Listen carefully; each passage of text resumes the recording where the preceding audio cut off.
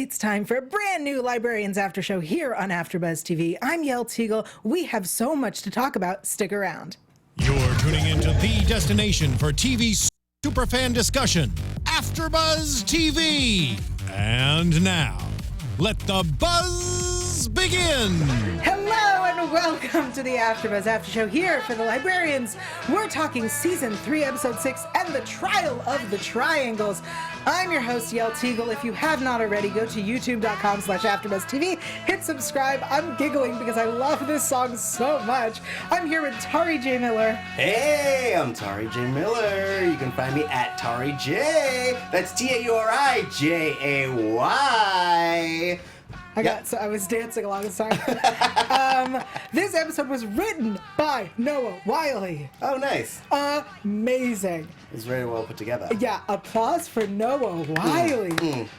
He gets more than that, sir. I'm sorry, I can't be a whole audience of people. There it is. Thank you, live studio audience. We appreciate it. Thanks. He deserves this. Yes. This was a great, well-written episode. I agree. All right, I want to jump right in to the Flintervention. Yes. Yes. Hashtag Flintervention. Yeah, I was really excited when I figured out that it was a Flint intervention. Yes. Flintervention. I get excited when I do wordplay. This episode, we had our Flintervention where they released their list of hurts, and I couldn't help but notice that this Christmas episode, airing on Christmas, happened to have an airing of grievances, which is from Festivus. Oh, really? Yes. List of hurts, airing of grievances. Interesting. Yeah. I'm not very familiar with Festivus. I'm very familiar with Festivus. Interesting. Yeah. All right. Well, I didn't even put those together because I have no idea what that is. It's a list of hurts. That seems like the most un-Christmas thing ever. It's not a Christmas thing. Festivus is for the rest of us. Oh. Yeah. For those who don't know what Seinfeld is for some reason, Tauri. I've never heard of it. Who's it starring? So Festivus is this brilliant holiday where you have an airing of grievances, i.e. a list of hurts, and then you have a feat of strength, which is a fight. Oh, I thought it was like very strong feet. No, feats. Like oh, got feats. it. Yes. No, like feats. Okay. Ah, got it. Okay. With an EA, not two E's. And all an right, S. enough of this. Okay. I liked the Flintervention. Yeah? Flintervention. Oh. Have I been saying it wrong this whole time? No, just the one. I'm such a fool. Go on. The Flintervention. Yes. I thought it was a nice way of bringing him back in the fold. Usually, like, they were right. They point out that he kind of, like, jumps in, starts shouting orders, and everyone just kind of, like, follows his lead. And I like that it wasn't that this time. It was them being like, hey, we're our own people. Yeah. And we are just as valid as you are. And then they, like, have a sequence of them showing just how valuable they are. Yes. Absolutely. Yeah. And also, everything that was mentioned in the list of hurts was then the answer to the questions on the chessboard. Mm-hmm. I was like, it's like they gave you the answers. It was so great. Yeah. Such a good callback. I mean, yeah, that's good writing. You drop some breadcrumbs, and you eat them at the end of the day. Yep, Great. That's how breadcrumbs work. Yeah, great writing. No Wiley. That's what we're saying. I think also they had valid points. Each of them had something to say, and they were all valid. Ezekiel has his own style, and Cassandra is afraid to speak up because he's dismissive. Stone is like, you got walls up, man. That's basically what he said. And then Baird is just heartbroken. Yeah, because she wants to love him. And sad. Yeah. Though I would have liked, I feel like, though, everyone's points were valid, with the exception of, like, for Stone, it could have just been like, well, truth is, I don't like you. Right. And that could have been a totally valid response. Because he's like, one day we're just hanging out, and he's like, well, you were the only person there. I was lonely and bored. I actually thought for a minute that was a nice callback to season 1 when episodes were aired out of order, and we pointed out on the after show that, like, one episode they're together and they're friends and they trust each other, and the next episode they're like, well, we just met and I don't trust you. Uh-huh. It was that. It was him going, hey, things are confusing for the audience. No? Is that not what Stone said? I'm sure. He was totally, like, he looked at the camera and he, like, winked. He was Yeah. like, hey, audience, I know you're confused, and here's why, and these are my feelings about it. A wink. And then they, like, made a little shine come from his teeth. Right. Yeah. The biggest issue I had is the way this Flintervention ended was, but really, there's more important stuff going on than our feelings. Yeah. And they ran off because they have to find the Eye of Ra. Mm-hmm. It felt like we're going to put all this emotional baggage out and lay it out for you. And they go, now let's move the story along. Right. That's what it felt like. Thoughts? No. Well, I agree. In a way, what are the words I'm looking for? I don't know. I wish that him figuring it out was like with them as opposed to like in his own brain or in like a fantasy realm, because they do just like jump straight from like, here are our feelings, and he goes, thanks, and then they like go off and like start their adventure. Well, because what he says is there are more important things. We're in the middle of this war. I thought we had more time. Right. And then Baird goes, well, you didn't tell us this. Yeah. And he's like, well, I need to find the Eye of Ra because it's the only thing that we can use now to fight Apep. And she goes, well, what are we waiting for? We're waiting for him to learn that he needs to tell his team this. That's what we're waiting for. Right. But instead we went, screw our feelings. Luckily, at the end, he figures it out. That's true. Feelings. Though, like, there is an argument to be said that, like, they are almost officially at war. Mm-hmm. And when it comes to that, like, when you're in a war, feelings aren't important. It's a matter of, like, getting the job done. Yeah, but you can't get the job done until you feel like a team. I guess so, but they are a team. Him aside, like, they've proven that they can get the job done without him. Mm-hmm. So, like, at this point, it is just like a personal issue thing and not necessarily like a team synergy thing. Yeah. Though, I mean, I guess he has a wider knowledge of things than they do, so it's essentially he needs to be more of a leader. It is what the counter argument. Not at this point. I'm arguing with myself. Yep. But like that's what it is, you know. Yeah. Anyone have opinions in the chat that you would like to share? I don't think so. Okay. My chat hasn't updated. I'm going to update my chat. Yeah, guys, please, if you're in the chat, join us with your opinions, and Tauri will hopefully have internet and be able to read what you're saying. That's true. Yay! Meanwhile, I want to take a moment. Meanwhile, elsewhere. Yeah. I want to take a moment to thank you all for tuning in. We do this show because we love this show, and we can do this show for you and give it to you for free because we have wonderful sponsors. Yay, sponsors! Yeah. I want to tell you guys about an amazing sponsor called CISO. CISO is the place for comedy. They won't tell you how amazing they are, but we will. CISO is amazing. It's comedy for comedy nerds by comedy nerds. So I was watching SNL. As a lot of people know, my favorite SNL sketch is the Sweaty Balls sketch. I'm a big fan of that one. And, you know, it's the holidays. So I was watching holiday SNL. So I was watching Sweaty Balls and Alec Baldwin bringing back his Glengarry Glen Ross bit. It was real fun. And you can watch all of that on CISO because they have every episode of SNL ever, including new episodes the day after they air. They also have The Tonight Show with Jimmy Fallon, Late Night with Seth Meyers, the day after they air, and they even have classics like 30 Rock, Parks and Rec, and Saved by the Bell. The classicest. Yes, the most of classics. Yeah. They also have critically acclaimed original comedies and exclusive content like Hidden America with Jonah Ray. Jonah Ray, who you may know. I know him from Nerdist. He's one of the Nerdisty guys. Okay. You know of Harmon Quest, right? Yes, Harmon Quest is amazing. It's basically like it's them playing D&D, but then it's the animated version of their quest, which is so good. If you're familiar with Harmon at all, like, you know, of Rick and Morty and what is it called? Community fame. Yes. It's bonkers and so fun. Yeah, so if Rick and Morty, Game of Thrones, Dinner for Five, and The Wizard of Oz had a baby, it would be Harmon Quest. So right now, listeners can try CISO free for 2 months when you use the promo code podcast1 at checkout. Just go to seeso.com right now to sign up for 2 months free with promo code podcast1 at checkout. That's seeso.com, promo code podcast1. And we ask you also to do a very simple thing for us. Go to iTunes and you can subscribe so you don't miss a single episode, and rate and review. If you like us, you can give us 5 stars. If you don't like us, you can give us 4 stars. The other stars, they do not work. We have 2 reviews that I'm going to read. Yeah? I'm going to read them. You got to do them in the sexy voice, though. In your sexy voice. You don't have to do it in my sexy voice. I'll do it in my sexy voice. Do it. Love, love, love this episode. 5 stars. So Jacob sexy. Gomez. Well, I got a sexy voice. I can't help it. What even was this podcast episode? LOL, I found... Stop it. I honestly found the episode of podcast highly entertaining. Turn that off. I love how this season, they're including mythical theologies from Egypt, Greek, and then to Norse. Stop.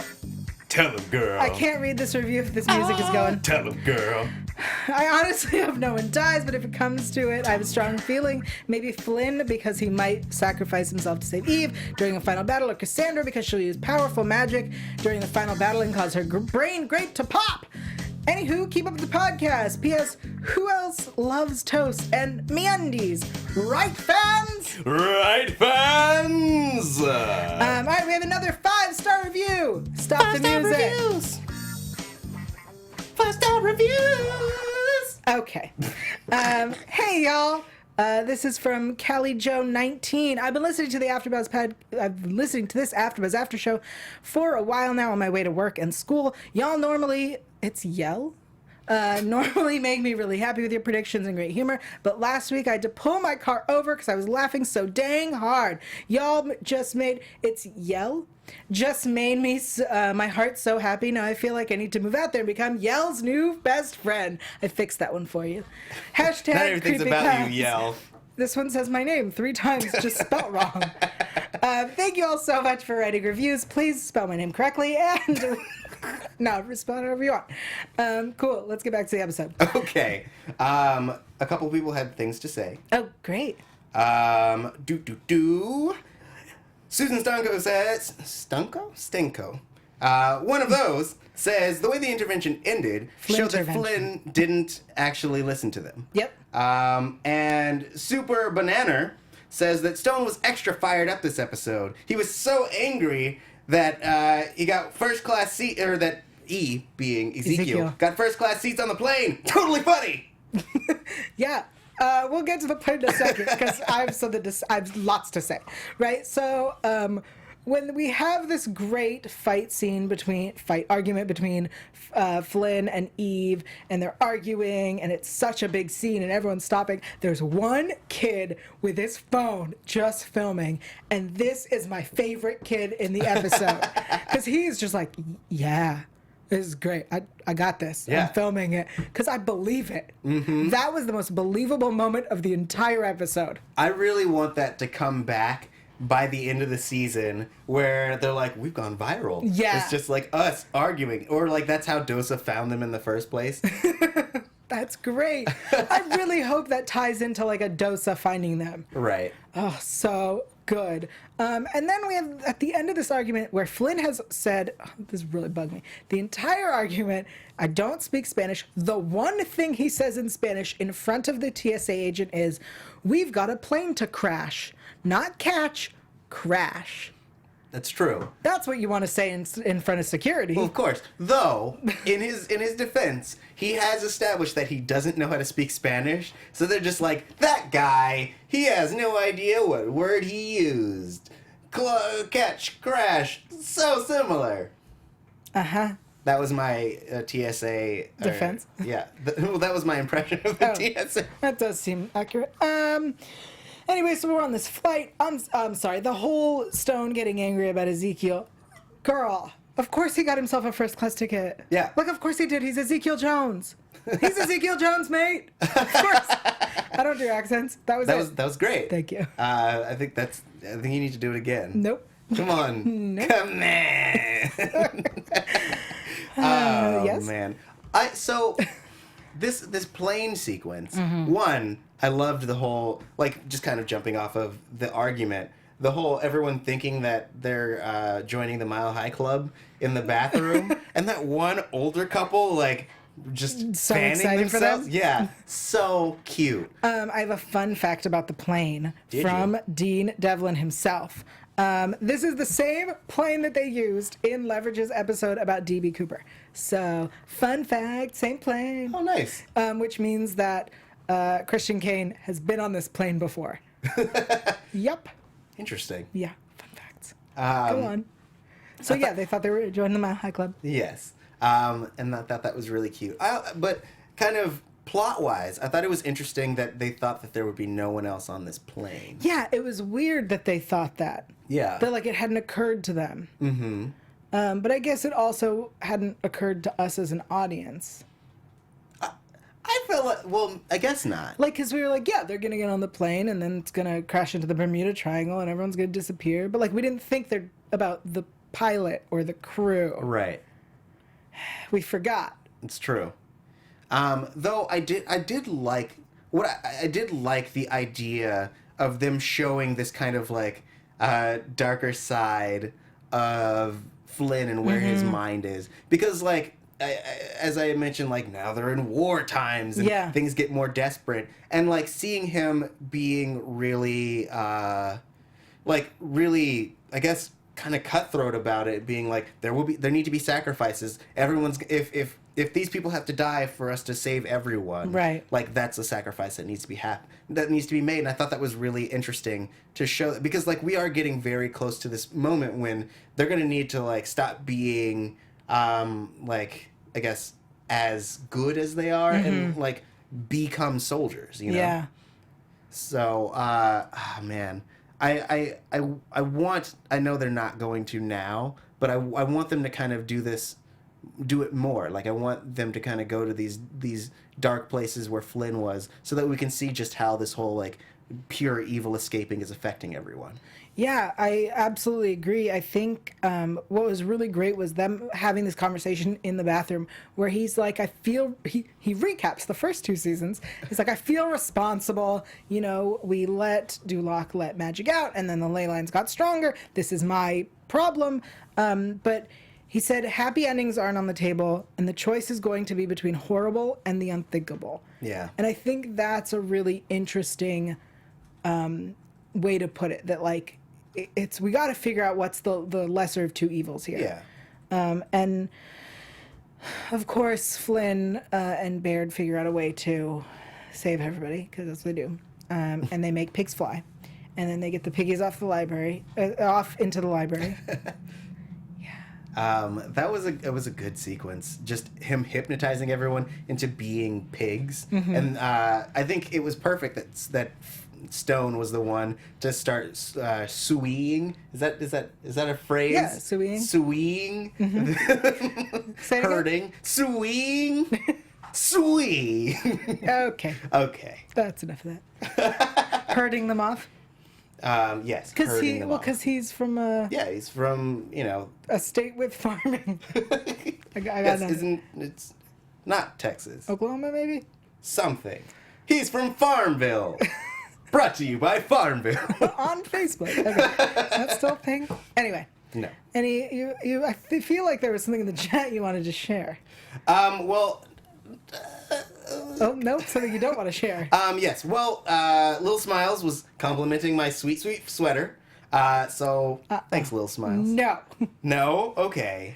Fine. Somebody didn't tell me we were wearing Argyle sweaters today. I'm sorry. I meant to send out the memo. But anyways, Boo69Bs agrees that it was hilarious that Flynn made the passengers into pigs. And Ivan Soto doesn't believe that Flynn was dark, that he wouldn't let the people die, which I don't think that's the case. Yeah, I think he was ready to let people die. Oh, yeah. He was real cavalier about it. I think Eve was like, what? Which takes us to Wonderland. I don't know if you all noticed, but I definitely noticed there was a Cheshire Cat in the sky. Yes. Cheshire Cat cloud. I like Cheshire Cats. I like cats. What? Yael, did you like cats? I like cats. So we meet Alt Jenkins. That's what I'm calling this guy. Alt Jenkins. Yes. Who basically tells Flynn he's a librarian. in his statement, he's like, have we met? And he's like, well, I don't remember the words because I didn't write it down, but he says, like, we're the same, but we're different, and we're a quest for knowledge. And he basically says, I'm a librarian. But Flynn's not listening. Right. He goes, so which way do I go? I was so angry. I was like, girl, he just told you who he was. Yeah. Well, that's his issue, and that's his arc, is that, like, he doesn't listen to anyone. Like, he didn't even let, what did you, Alt Jenkins finish his riddle or anything. Yeah. He's just like, I'm gonna go this way, and ended up back where he started, and he's like, look, bro, I got more poems for you. Let's hang around until I finish my poems. I've been practicing these for millennia. Oh, man. The whole poetry, Perfect Storm, Bermuda Triangle was amazing. Yeah. I love that we had Stone, first of all, giving us some poetry. Uh-huh. That was great. But also, like, how we got there was just, he was like, oh, I figured it out. It was, like, very Cassandra of him. Yeah. It felt really cool. So here's my thing with the, like, one, it is very cool that, like, the Bermuda Triangle chooses chooses ships and planes and things by name. Yeah. But also, this means that, like, this trap has been killing people for centuries, and just for the sake of a bit, it was doing a bit. And You don't relate to this triangle? I do. I like it. Someone who does bits constantly? Yes. Right. But I think it's funny that, like, it basically the old librarian he set this trap, and it essentially is on a continuous Teddy Chislington. Chislington. Chislington. Chislington. I think it's funny that he, like, set up this trap, but it wasn't like something that repels things from coming in. It's just like it'll take you if it wants you, for the sake of this sweet, sweet poem, and it makes me laugh, but it also seems not unlibrarian. What do you mean unlibrarian? Because, I mean, it's something that has been disintegrating people for a long time. So hundreds and hundreds of people you could imagine. I see. Like unlibrarian of him to do it. Right. I see what you're saying. Yeah. Interesting. Yeah, I could absolutely see that. That is a very good point, but I think it brings us to, you know, he was one of the better librarians. He was one that Flynn looked up to, and I think that now Flynn going dark is Chislington had a war that he had to fight, and he had to get the Eye of Ra safe. Yeah. And so at some point you got to do what you have to. I guess so. Yeah. That's true. From the chat really quickly, Dorothy Banks loves your top. Thank you. She's a fellow Whovian. Thank you. Somebody didn't get the memo that we were wearing Whovian shit. Oh, darn. Yeah. Oh, man. That's it. Okay. So we get to our chessboard in the Rose Garden, and we have Cassandra looking like a queen. Yes. And she's the Red Queen. Her dress and makeup and hair was amazing. I was just losing it. I was so excited. And if you look on Lindy's Twitter, she has this photo. The AC was out, and so it's her sitting on a fan in that dress. It's really funny. So check that out. But each of the questions were from the hurt list. Right. The list of hurts. Yes. The hurt locker, if you will. I will not. I will absolutely not. Well, that's your choice. You don't have to. Anyway, so, like, he knew the answers. He just had to figure them out. Right. What did you take from Stone's wink as the lance? So my whole interpretation of this whole section wasn't that, like, though it was, the questions were specifically because this place was tied to his mind. So I think that him being related, like, that being Stone's grievance specifically made it that, like, he had to be connected to that. So that was just him confirming that he got the right answer, and also just also us being able to just enjoy face painted Stone. Okay. But yeah, because, like, I think that every every person who goes through this trial has different questions. Like each one of them has their own demons to fight, and so I think that like since like if they wanted to, they could have had each of the individual people spring up at that moment. I see. Yeah. All right, I'll take it. But jumping back really quickly to Cassandra, I really enjoyed this like performance. Like there was something very specific about the way she was speaking and doing her voice that like was so powerful and intriguing and regal. It was. I loved it so much. Like I think when we were watching before this, I was like, man, I love this voice that she's doing. Yes, you did say that. I did say that. Those were my words, guys. But yeah, I thought it was really cool. I was talking about the way she looked. I know you were talking about the way she looked, and I'm talking about the way she performs, because I respect performances. I also respect the costuming and makeup department. Speaking of queens, Baird is the white queen, and I want to point out that Ezekiel was her servant, and Stone was Cassandra's servant, and I like this world. I do. I like it. We got 2 queens, and they have servants that are men. So she gives him the eye. We meet Teddy Chislington. Yes. What a name. And he dispenses with the literary theatrics. I was like, no, keep up. I like all the fun clouds. Mm-hmm. The cat. Yes. I liked the cat. What?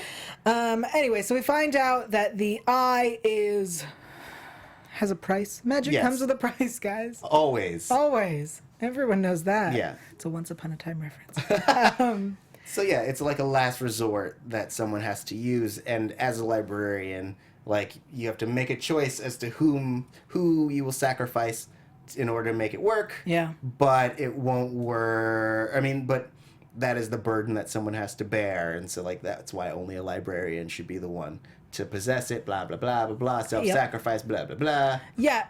It seemed very clear that Flynn had decided then and there that when he has to make that choice, he will be the one who will be sacrificed. Yeah. Which I feel like is a way of going, yeah, that's not gonna happen. It's not gonna play out that way. My question was, where did Teddy go? At the end of this, Chislington disappears. Yeah. Is he dead? Yes. Is he gone? I think he's gone forever? Yeah. We're never going to see him? No. I don't like it. Why? Did you love that guy? No, I love the guy who was filming the thing on his phone. But I am a fan of Chislington. Yeah. Teddy Chislington, the third. I would imagine that for him, he would be relieved to be able to die. Because he was basically trapped there since the mid 1800s. So like he's a couple centuries old. He basically has to do this whenever someone comes in, and he has to pretend to be all these different characters, and he has to continue doing his bit. And he's probably really tired of that bit. But Well, as someone who does bits constantly, nonstop, and won't stop. That's true. You don't get tired of bits. I get bored of bits. So I go in bit waves, and sometimes I'll bring them back. But like, if I've been doing the same bit for like 2 centuries, 1, I'm gonna get tired of it, and 2, you're gonna get tired of it. If every day I came in here and was like, right, fans, blah, I got tired of it the first time. Yeah.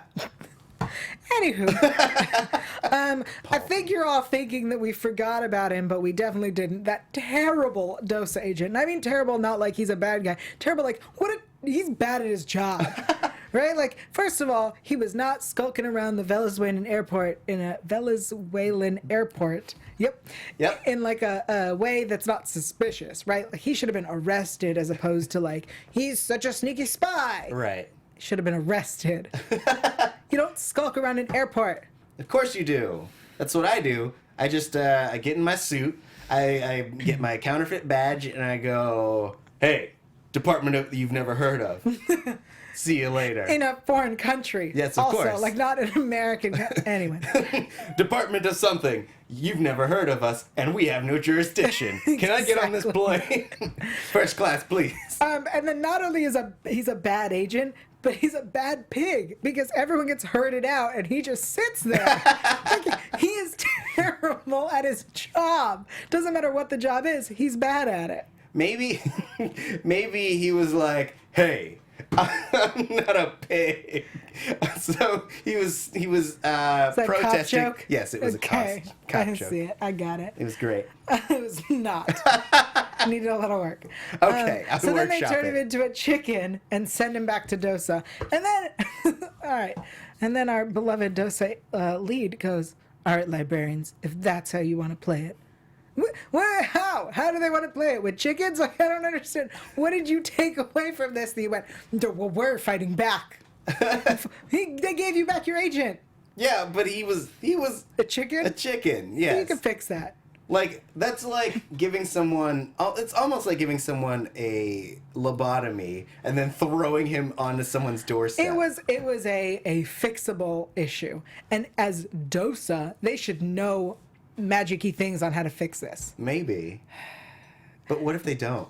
They probably don't, because he was Yeah. a terrible agent. He was probably in charge of that. He was a terrible agent and a terrible pig. He was our hypnosis expert. What happened? That would have been great.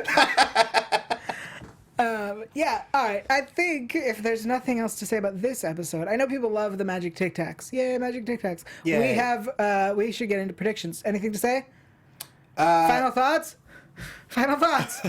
I mean, people are just kind of wondering what the overall trajectory of Dose is going to be, like what their purpose is in this arc, and kind of like they're mostly kind of wondering what the deal is and like where they're gonna go. Well, from what I understand, Dosa's deal is, all right, librarians, if that's the way you want to play it, that's our plan. Yep, that's what we got. Okay, great. But it should take us into predictions. Yes. Hit it. And Good now, job. Thank you. your AfterBuzz TV. I'm taking credit for something I didn't do.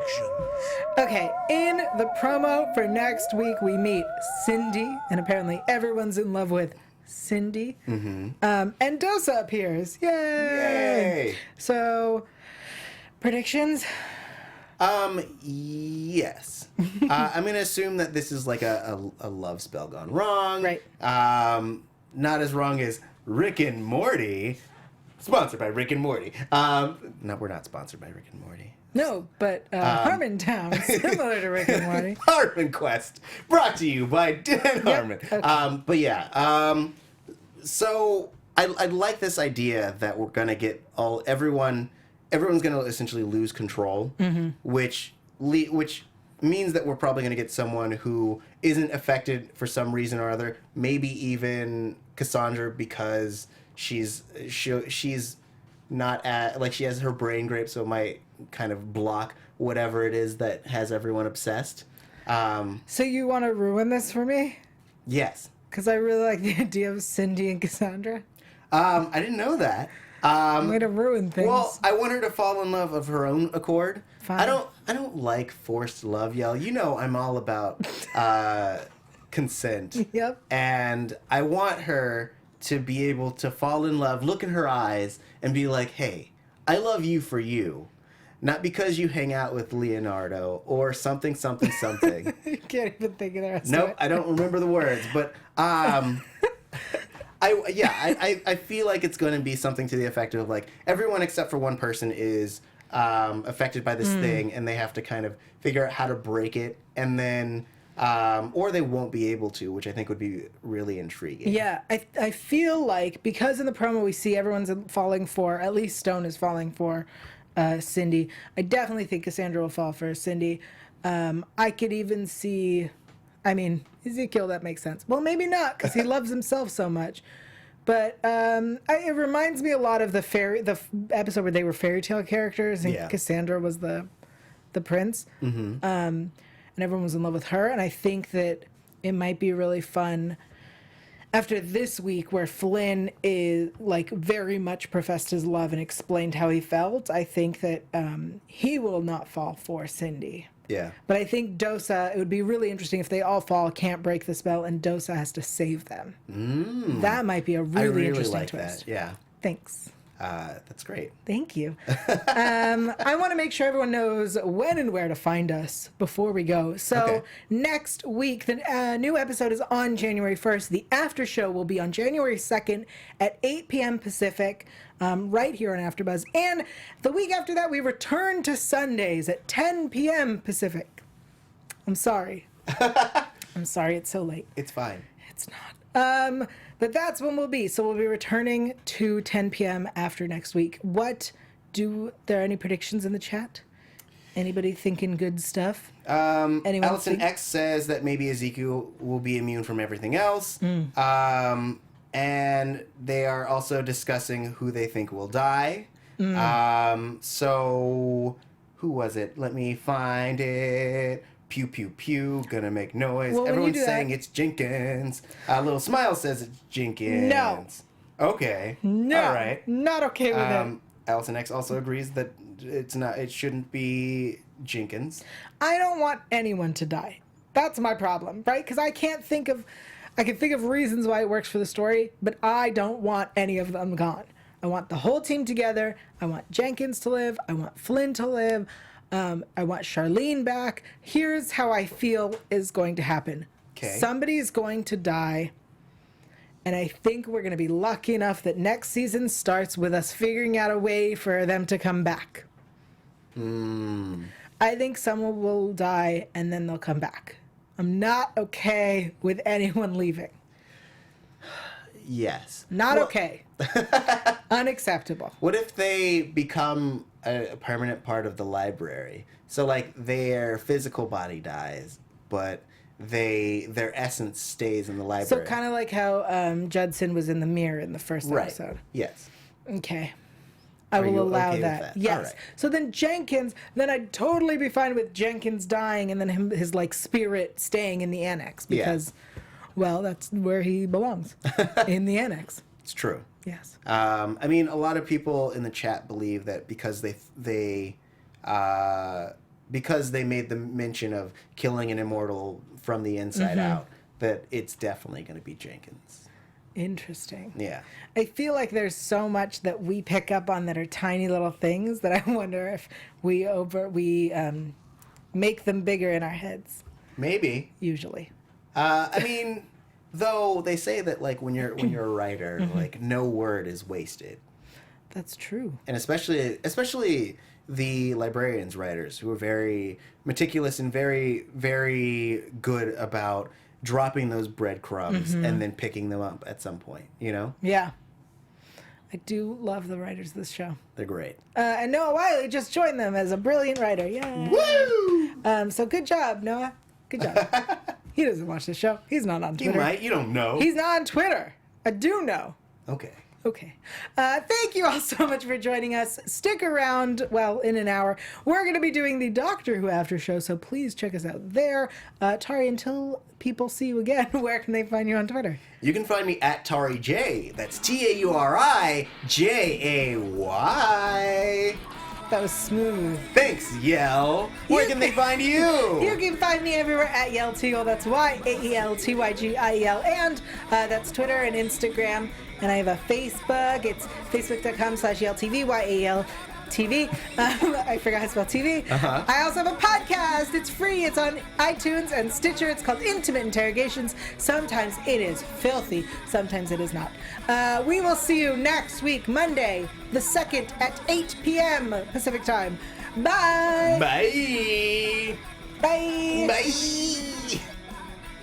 From executive producers Maria Menounos, Kevin Undergaro, Phil Svitek, and the entire AfterBuzz TV staff, we would like to thank you for listening to the AfterBuzz TV network. To watch or listen to other after shows and post comments or questions, be sure to visit AfterBuzzTV.com. I'm Sir Richard Wentworth, and this has been a presentation of AfterBuzz TV. Buzz you later. The views expressed herein are those of the hosts only and do not necessarily reflect the views of AfterBuzz TV or its owners or principals.